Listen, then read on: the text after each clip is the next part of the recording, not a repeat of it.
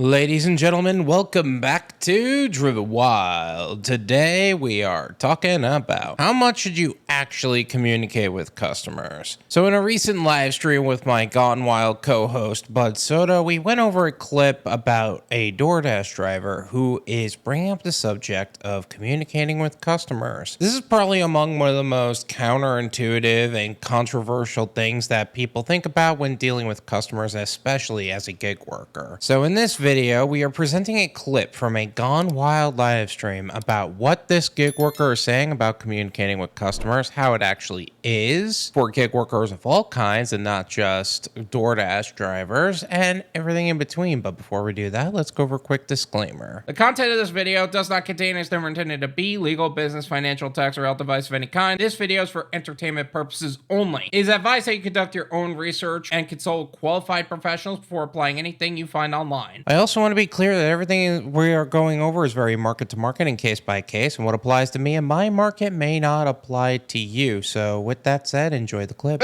All right.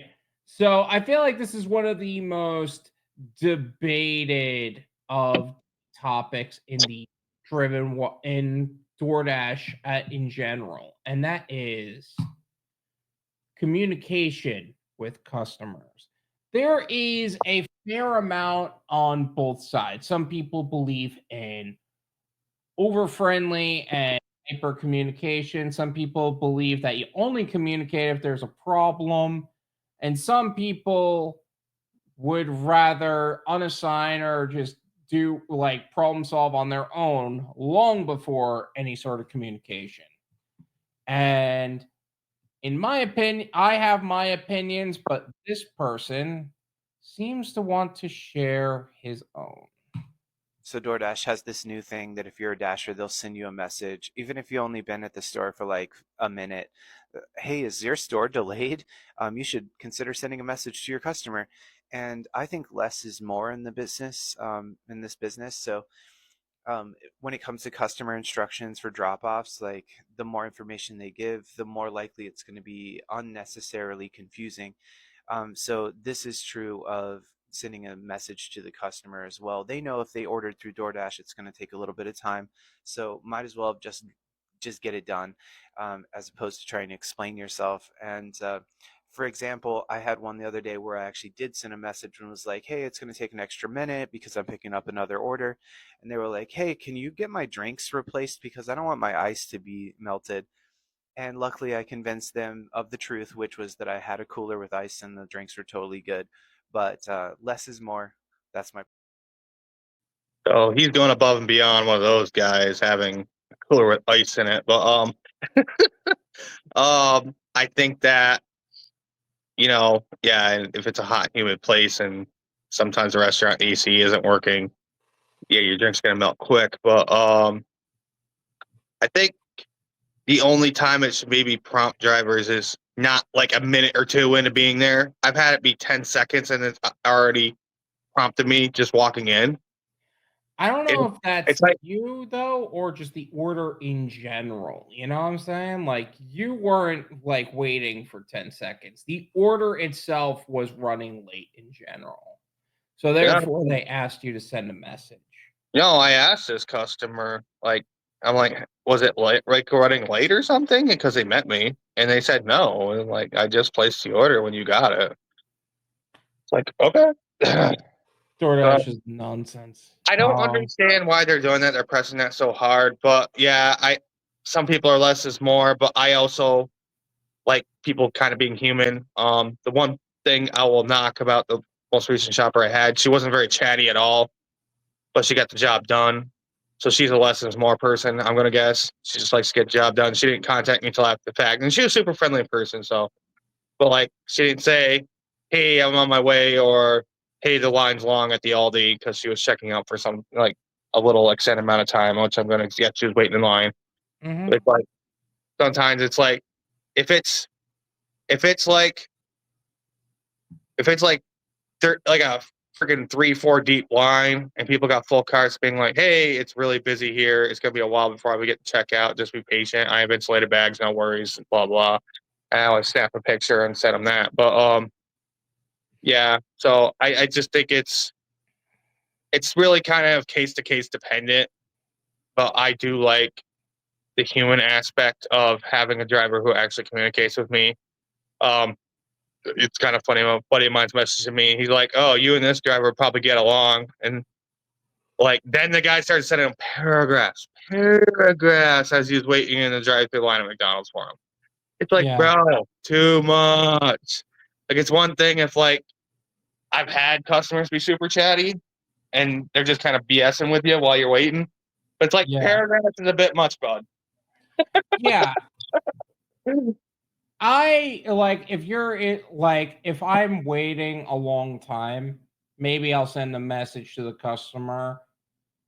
But also, if I'm sending a message to a customer, I'm locked. Like I basically locked myself into that order. Like it's not. I'll unassign it or whatever because in my mind, the moment I communicate with a customer, I have committed to that order. It's not. I get there and they say it's 30 minutes and I'm like, you know what? I don't have time for this. I'll let the next guy handle it. I'm locked in. For shopping orders, maybe I'll be a little bit more communicative because like that requires a little bit more and the substitutions are like I need more specific substitution options. I am personally the proponent of like, if I have to refund an order, that's fine. Like, refund an item, that's fine. But I'll primarily work with the substitutions more. But then there was the other point of like, hey, if the customer leaves too complex instructions, then that'll just confuse the driver. I respectfully disagree. I live in a condo, so when the GPS goes to my building, it takes them behind the building. Saying that the GPS is going to take them around the building sooner rather than later means they're going to get into the parking lot sooner, or in the right parking lot, or not next door.